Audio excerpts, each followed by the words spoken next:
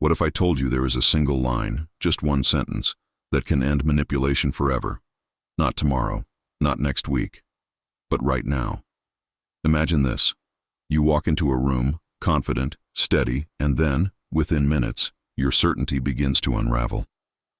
A harmless phrase twisted into an insult. A memory you know is true denied like it never existed.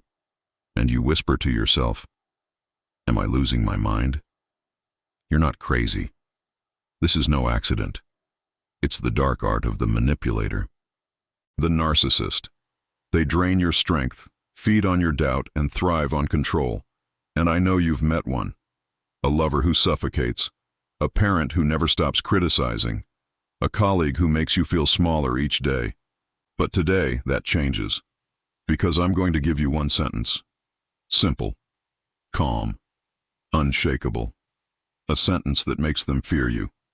Before you hear it, you must understand why words alone can cut their power. I'm speaking to you now from the Stoic flame. If this is the journey you need, subscribe and stay with me, because each week we forge the mind into something untouchable. Now let's begin. A narcissist is not strong, not even close. They are plaster statues, glittering on the surface but hollow within. What you see as arrogance hides fear.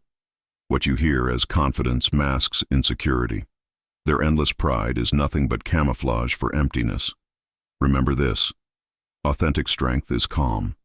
Narcissism is chaos. And who do they seek out?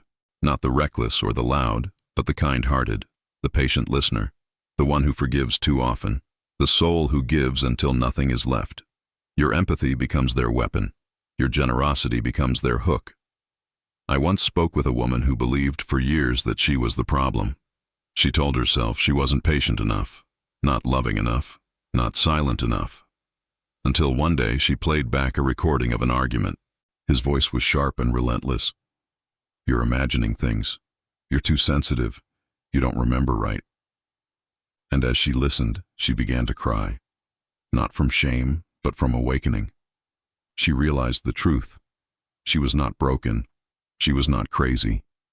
That moment of clarity was the first step out of the labyrinth. Here is what you must understand.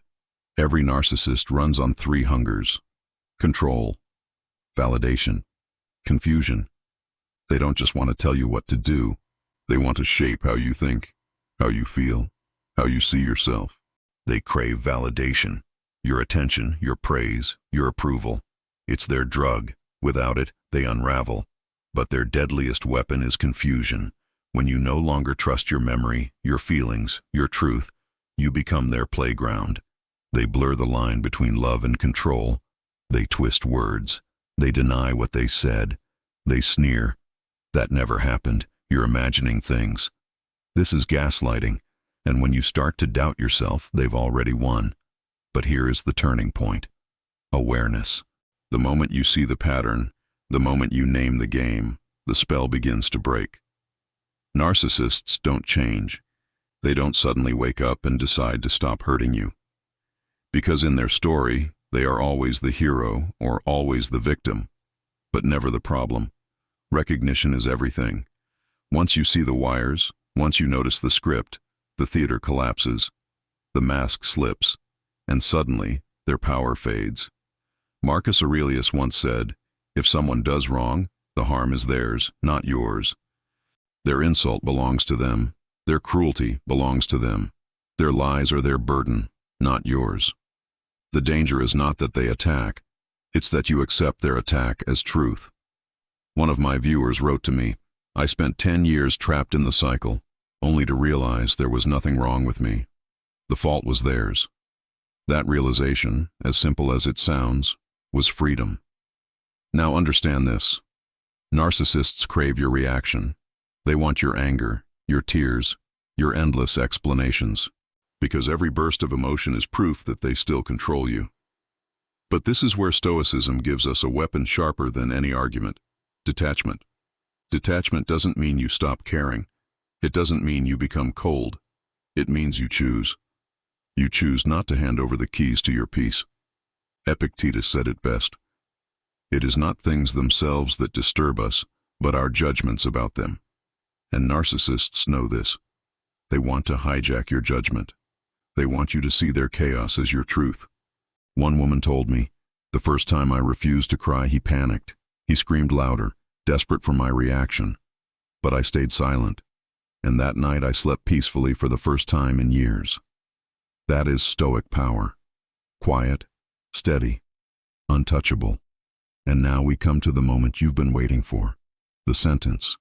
6 words that end the game. Here it is. I'm not available for this conversation. That's it. Calm, final, unshakable. It terrifies every manipulator because it does what no argument can. It ends the game. Think about it. They want endless circles. Attack, deny, blame, twist, repeat. They want you explaining, defending, begging. But when you say, I'm not available for this conversation, you give them nothing. No defense, no explanation, no weakness, just a wall they cannot climb.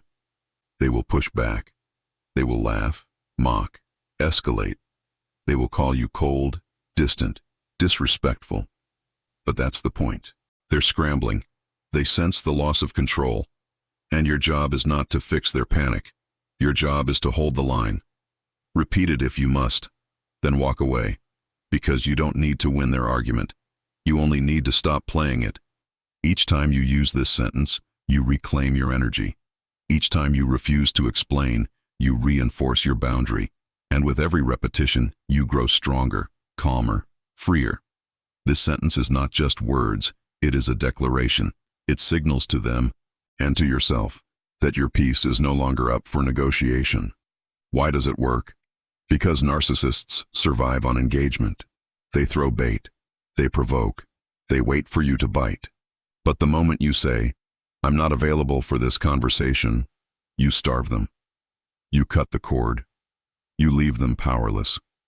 Seneca once wrote, "The one who masters himself is free even in prison." This sentence is self-mastery. It is command over your own energy. It is freedom. I knew someone who tried it. The insults began. The accusations flew. But she stayed calm, her voice steady. I'm not available for this conversation. He mocked her. He tried again, louder, crueler. She repeated it, same tone, same calm. In the end, he stormed out, slamming the door. But she remained standing, unshaken, for the first time in years. That's the shift. Not rage, not revenge, but calm, unmovable strength.